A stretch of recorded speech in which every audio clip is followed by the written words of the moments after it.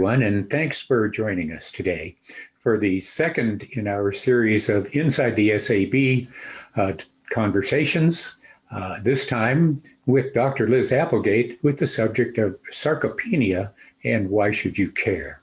Hello, Liz. Good to see you, John. Even though it's through Zoom, I love it. Yeah, thank goodness for Zoom, eh? We would probably never see each other again otherwise. Anyway, thanks for sharing your time and knowledge with us today. You know, I remember when the idea came up of you joining the Scientific Advisory Board. Yeah. You know, I was delighted. I think you remember we had a couple of chats together, face-to-face, actually, at the time. And lunch in Davis. Yeah, lunch in Davis. Yeah, I still like those lunches in Davis. They're still great. And I remember, you know, when I read your academic credentials, it was amazing. You know, I know you're a long-term member of the faculty at the nutrition department at UC Davis, and now a distinguished faculty emerita, which is a prestigious award to say the least. Director of sports nutrition, and again, in an emerita position for 28 college sports teams there at UC Davis. Must keep you very, very busy. Yes. A fellow of the American College of Sports Medicine and a prolific writer with more than several books and in more than 400 different articles. Some of those I remember reading in Runner's World, things that you had written years ago when I was a runner back then, when my joints would allow me to be a runner. So when I couple that up with your reputation for excellence as a researcher, communicator, and educator, you know, from my perspective, it was a match made in heaven, and I know the rest of the SAB feels that way as well. Well, John, thank you. It's been an absolute honor and privilege to be a part of the Scientific Advisory Board here at NeoLife. And if only we could get back to those running days, yeah. I would love it because I miss it. But it's nice that we can talk about what we need to do to stay healthy and fit. Yeah, I think that's a good place to focus. You know, a big part of sports nutrition is about muscles, obviously.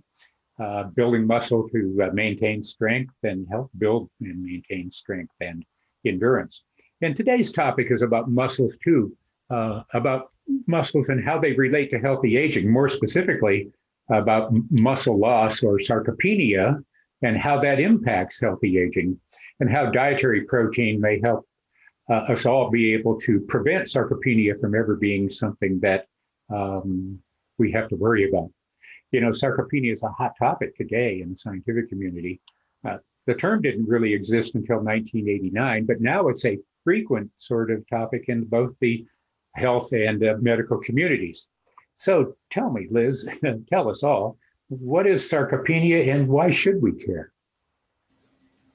Well, sarcopenia may sound like either a monster movie or I'm not sure. When I first heard it when I was a graduate student, I looked around and thought, is it only me who doesn't know what this word means? But if you think about it, literal translation is flesh that's lost or getting small. Mm-hmm. And we can apply the penia portion of the word to other conditions like osteopenia, loss of bone mass. Sarcopenia is something that we should all be concerned about. And oftentimes people think, oh, it's a disease of aging. I'm not old yet, or I'm not 100 yet, or we all come up with excuses why it really shouldn't apply to us. But actually, all of us need to take note that sarcopenia is up and coming as a condition that impacts people as they age, and we're all aging, beats the alternative. So as we get older, what is noted is a loss of muscle mass, almost an atrophying, a shrinking down. With this comes a loss of the quality of muscle, its ability to function. And we can actually look to different methods to see if a person has sarcopenia to check their physical performance. Literally, it's like a get up and go type of test. Sitting in a chair and I say to you, John, okay, I want you to get up and walk about 10 feet, turn around, come back and sit down in the chair. If it's going to take you a bit more than 20 seconds, we should do some other functional tests because that would mean there are decrements of physical performance, potentially a sign that you have sarcopenia. Wow. Yeah, pretty amazing. I'd like to take a moment and touch on this idea of the biodynamic state of muscle. You know, that biodynamics is a great word. It tells you that life is dynamic, life is always moving. You know, we think of our bones in that context of being in a constant state of being torn apart and rebuilt as we generate new tissue all the time. And that, in fact, is a big driver of why we need to make sure we get enough calcium in our diet every day. Absolutely. You think that's true of muscles too? Do we need a constant supply of protein to preserve muscle mass and keep up with that demand? Well, if we think about it, muscle represents the largest organ in your body, approximately 50% of your total wet body weight. And when we look at the different proteins in our body, and right now we're focusing on mostly muscle proteins, those are not stagnant. We make a muscle protein, it does its job, it contracts, it moves, it stabilizes, and then we break it back down again. We make it, we break it back down. That's called protein turnover. And we're constantly refreshing ourselves, not just muscle protein, enzymes, tendons and ligaments and so on. So we do need a constant supply of protein. But here's the catch, John. As we get older, our protein building machinery, like a lot of things, think of an old car, it may take a couple of extra cranks to get going. And our protein building machinery is the same way. We need to give it a bit extra to do the same work. Yeah, I've been reading a bit about that myself. So the importance of daily protein intake would be hard to overstate, it seems like. So I think something that we can all focus on. You know, protein has been at the core of the NeoLife company since it first opened its doors about 60 years ago. I remember when I first started working in the industry, primarily here at NeoLife, one of the first things I heard about was protein and how important it was. How the word itself, protein, is derived from the Greek word proteus, which means of primary importance. So it sort of gave me an idea of how important protein was. And certainly over all the years, I've learned more and more about that.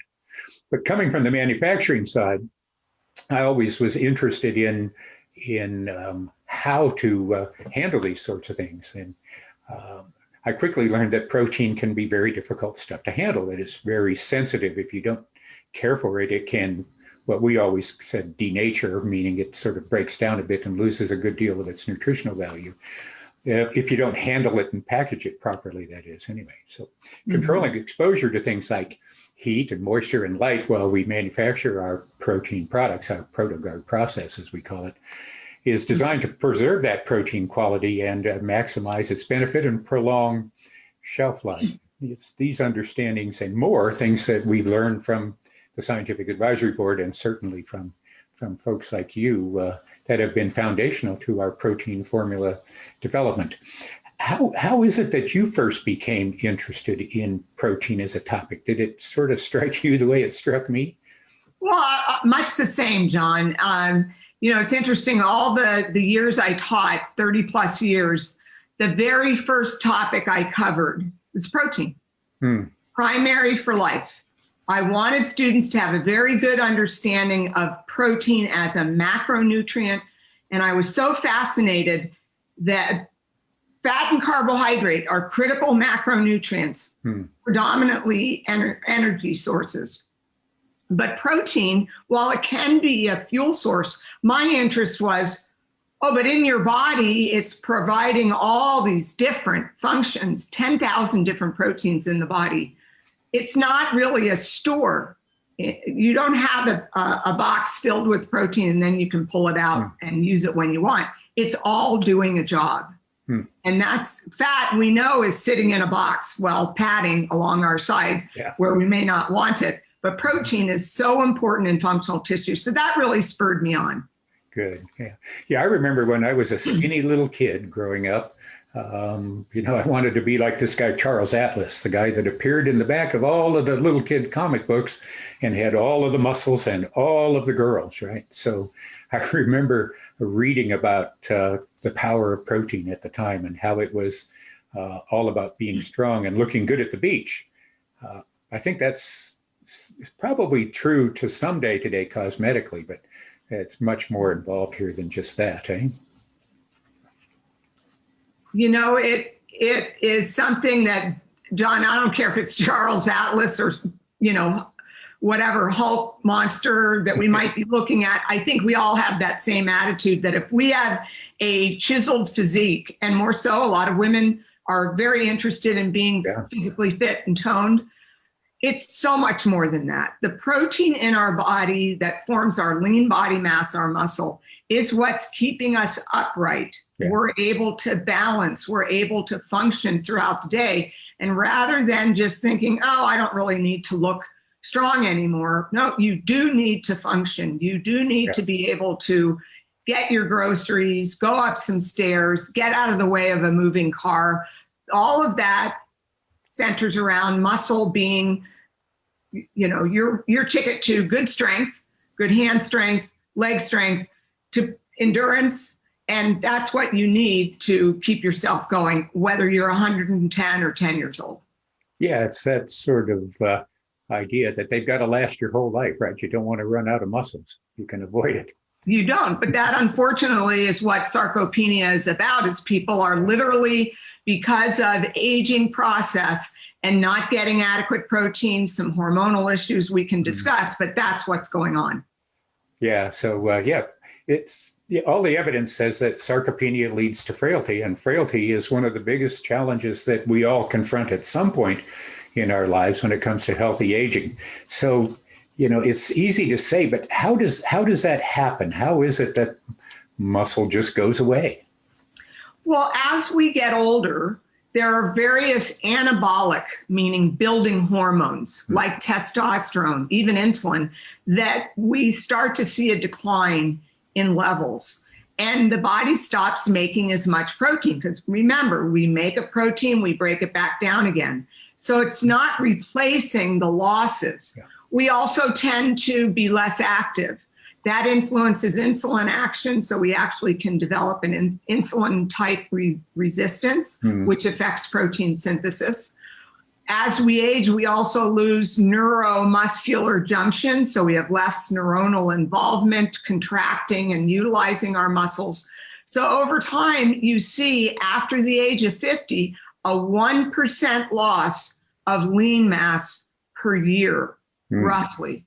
So just think of a picture of maybe a family member when they were in their mid-20s, the vital part of their life, and then, excuse me, then later down the road, you see them and they are smaller upper body, maybe shorter, and they just don't have that same vitality that they did. Much of that has to do with the loss of lean mass.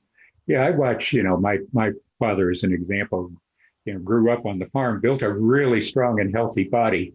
And luckily for him, you know, he maintained that well into his 80s. But then, you know, he sort of turned the corner there about 85 years of age, and he became a pretty small representation of himself pretty quickly because he stopped being active. And I think that as he aged, he had difficulty getting enough of the quality protein he needed. That is really what's going on for a lot of people, John, as they age, is that consistent exercise. Right. Unfortunately, we're not living on a farm, and so people have all the reason in the world not to be active. So there's that decline as we age, but also the intake of food. As we get older, we tend to lose our appetite. We tend to skimp on protein in the morning. And as research is showing, older people need more protein to replace those losses than they were when they were younger. Yeah, the science clearly states that building and maintaining our lean body mass is something everyone should focus on throughout their life to one extent or another. And whether you're 20 or 50 or 80, it's still an important thing that you need to do, because in the end, the muscles you have are the muscles you have. You know, that's something I try to work on every day. Somehow, you know, get out and walk. Like I said, I can't run like I used to, but I still walk pretty vigorously, try to walk through the mountains and do some, you know, upper body weight work when I can. Awesome. And, you know, I got the message. But it's something we should all try to work on every day. Absolutely. And I I like looking at new research, as we both do, John, and the whole board, and looking at now trying to see if older people can meet those recommendations that we're saying, and they're quite challenged by that.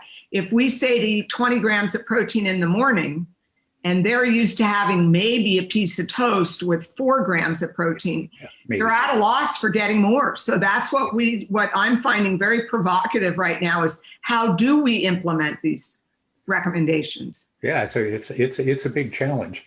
What I find really enlightening about protein research today goes beyond just muscles. It seems to be involved in everything that goes on in our body, protein and the amino acids, obviously. You think of cardiovascular health, maybe that seems pretty obvious because your heart is a muscle. Mm-hmm. But in other areas, maybe it's not so obvious. For example, I've been reading a lot about protein and cognitive health over, long-term health over your lifetime. It's been sort of known or speculated about for some time that protein malnutrition is a driver of the risk for dementia, senile dementia later in life. And, especially in an aging population where either by choice or by circumstance don't get enough protein in their diet, that would seem to accelerate the process. But research into protein and cognition continues to grow. Cognitive health is an amazing area that they talk about. One recent article published in the journal Nutriance in June 2019, titled "Dietary Protein and Amino Acid Intake Links to the Maintenance of Cognitive Health." It was actually a very substantial review. Came to the conclusion that there was a strong connection between dietary protein intake, not only in muscle mass maintenance, but also in cognitive health maintenance. Then they concluded pretty vigorously and pretty numerically, if you look at the study, that we probably need more than we previously thought, especially as we get older. That is the case, John. In fact, it's Food and Nutrition Board, we're waiting for you. Please let us know these new recommendations for people over the age of 65, 75, and so on.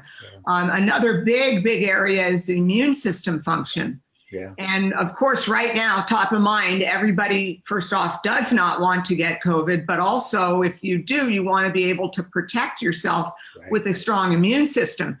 Immune cell proteins are a good example of a fast turnover protein. We make them, they live for a few days, we break them back down again. You might think, oh, I want all my immune cells to live for weeks and weeks. Well, actually, you don't. You want them to react just like that and make 2 million more over here and divert some resources so you can respond. But the problem is, if you're not eating very well, you have a low protein intake, you don't have that vigorous of a response to that invading pathogen or virus. Yeah, it's an understanding of human nutrition and human immune function that I don't think gets enough attention, that we sort of don't make the connection between the importance of dietary protein and the importance of things like immune health or cognitive health. These are emerging areas. I'm sure we'll hear more of that in the future. The reality is there's a lot of reasons to make sure that you get an abundance of high quality dietary protein in your diet every day. It's just the way it is. Where do you see protein science taking us in the future? Where do you think the direction is going to go? I'm excited to see more research and more recommendations from that research looking at how to titrate protein intake during the day, both for aging individuals, for active people, and competitive athletes. Because we're starting to understand that, okay, so I eat toast in the morning, fruit, maybe some other item, and then I have a giant steak for dinner. I'm covered. Well, actually, that's not optimal. And to better understand about protein pacing during the day, especially for weight loss. Yeah, right. So I'm excited about seeing more of that. Yeah, me too. I mean, the idea that timing of the delivery of nutrients to protein and amino acids is an example, but the idea that timing plays important roles that we didn't realize before is an important new area of research. So just let me recap for a moment. First of all, we started talking about sarcopenia, and why we should care. And I think it becomes pretty obvious when you when you look at the data, when you look at what's happening, and you think about Mhm. the fact that people have the potential to live much longer than we used to. You know, if we used to be you by 68 you were done, and Mhm. now we see people going well into their 90s. I think 88 is the new 68 in many ways. So the idea of maintaining muscle mass later into life becomes a much more critical thing for us all to think about. So Mhm. sarcopenia, the loss of that muscle mass, actually undermines healthy aging. And we have to think of muscles being more than just how we look, that they are critically important to the healthy aging process, and that avoiding frailty and all its risks are something that we can do if we focus on maintaining our muscle mass as much as possible.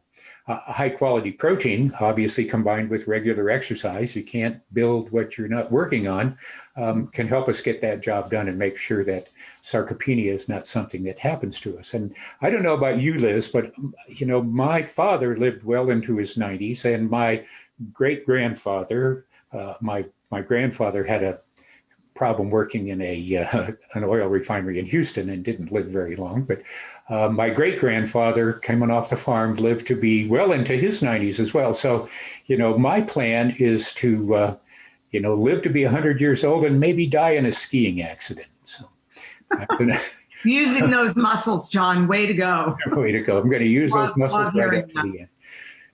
So anyway, any closing thoughts as we bring this to a close? Well, John, yeah, I actually want people to realize that we're talking to you.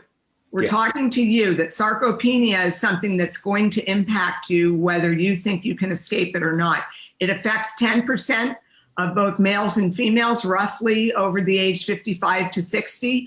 We decline as we age. Right. You have an ability through high quality diet, important sources of protein throughout the day, as well as being physically active, to help slow that aging process. Yeah. Let the calendar years tick by, but don't let your muscle fall off. Yeah, I think that's a great message. You know, I think it's like everything else. If you don't do anything about it, by the time it's a problem, it may be too late. Mm-hmm. So while you have the ability to build and maintain your lean muscle mass, you should be doing that on a regular basis. And daily protein, high quality daily protein intake is important for that. So to all the viewers out there, I want to first say thank you to you, Liz, for being involved in our little chat today. I love little chats. And I want to thank the viewers for tuning in, and to let you know that, you know, by applying knowledge like this, we all have the ability to maximize our potential for long and healthy lives. And that is the goal, certainly one of the primary focuses of everything we do at the Scientific Advisory Board. And I know that is a driving force behind the NeoLife company as well. So thank you all for joining us, and we'll look forward to seeing you again sometime in the future. Thanks again, Liz. A pleasure. Thank you, John.